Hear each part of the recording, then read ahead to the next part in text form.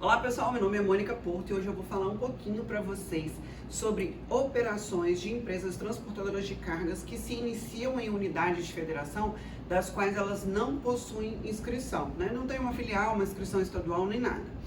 O que acontece? É muito comum que uma transportadora, por exemplo, está situada aqui no Espírito Santo e ela faça uma operação, por exemplo, no Rio de Janeiro e faça uma operação de uma remessa de uma mercadoria para o Rio de Janeiro, por exemplo.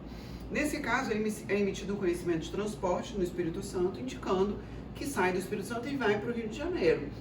Esse conhecimento de transporte emitido aqui nessa empresa que está localizada no Espírito Santo, o ICMS vai ser pago para o Espírito Santo, certo?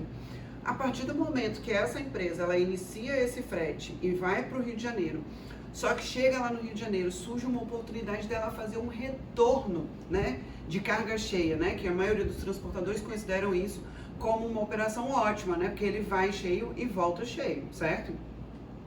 Só que eu vou falar para vocês um pouquinho das implicações que isso pode ocorrer quando você faz isso em um estado onde você não possui inscrição estadual, não possui uma filial, certo? Quando você sai daqui do Espírito Santo e vai, por exemplo, para o Rio de Janeiro, você emitiu um CTE, recolheu o ICMS para o Espírito Santo, né, no próximo mês.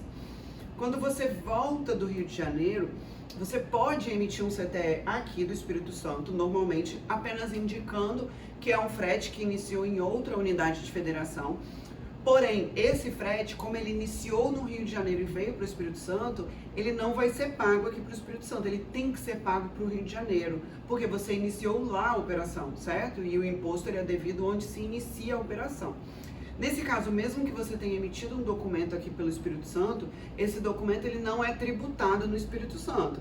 Ele tem que ser recolhido pro Rio de Janeiro através de uma GNRE. Então você vai emitir uma guia lá, fazer esse recolhimento, operação por operação, lá no Rio de Janeiro, indicando que você iniciou essa operação de lá de volta para o Espírito Santo, certo?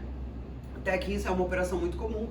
A gente chama isso de substituição tributária no transporte, que é o quê? Você pagar o imposto antecipado, tá? E isso também tem que ser pago mesmo que a empresa seja do Simples Nacional, ok? Então, eu iniciei a operação no Rio de Janeiro, voltando para o Espírito Santo, mesmo que eu tenha emitido um documento pelo Espírito Santo, eu tenho que pagar o imposto antecipado para o Rio de Janeiro. Quais são as implicações que isso podem trazer para a minha empresa do Espírito Santo?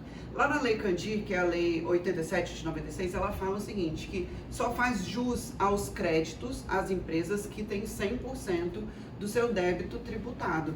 O que acontece nesse caso? Vamos supor que 50% da minha operação foi saindo do Espírito Santo indo para o Rio de Janeiro e 50% foi o retorno dessa mercadoria. Então eu emiti 50% do meu conhecimento tributando para o Espírito Santo e 50% não tributou, porque eu paguei via GNRE, uma substituição tributária lá para o Rio de Janeiro. O que acontece quando eu vou tomar créditos? Então isso, gente, só vai se aplicar para as empresas que são de débito e crédito do ICMS, tá? O que vai acontecer? Por mais que eu tenha comprado tudo aqui no Espírito Santo, meu combustível, lubrificante, meu crédito do SIAP e tudo mais, eu não posso tomar 100% desse crédito. Eu preciso estornar. O que é o que estornar? É excluir 50% do meu crédito. Mônica, por que 50%? Porque apenas 50% da minha operação foi tributada aqui no Espírito Santo. Então eu não faço jus a tudo que eu estou comprando. Então é importante que as empresas sempre façam um planejamento exatamente sobre isso. Olha, eu estou começando muita operação em outro estado, porque isso pode estar afetando na sua operação do estado onde você está localizado e está fazendo essa operação. Então, por exemplo, você está aqui no Espírito Santo, pode ser que você está pagando mais imposto do que você deveria aqui no Espírito Santo, porque você está perdendo os créditos, porque você está seus créditos estão sendo estornados, então às vezes você está numa luta, numa busca aí através de crédito, e o seu crédito simplesmente está sendo jogado fora, inclusive os créditos do SIAP, tá, gente, de caminhões e tudo mais, está sendo estornado por conta dessa operação que você está iniciando lá em outra unidade de federação. Então é sempre importante que o transportador ele faça um estudo do quanto essa operação iniciada em outra operação pode influenciar na operação dele no estado onde ele está localizado, pode ser Espírito Santo ou qualquer outro estado, no qual ele está emitindo esse documento para cobrir aquela operação que iniciou naquele estado onde ele não tem uma inscrição fiscal, uma filial e tudo mais, tá?